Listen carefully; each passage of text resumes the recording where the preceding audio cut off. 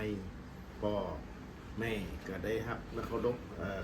เขาตอกดอกไม้น้ำอกน้ำหอมจากลูกทั้งสองทั้งสามหลานทั้งสอง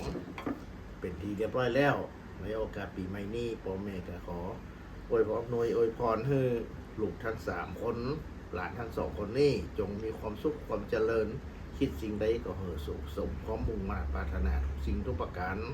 คิดเงินก็คือได้เงินคิดทองก็คือได้ทอง มีความรู้ความสามารถอันใดที่เขามี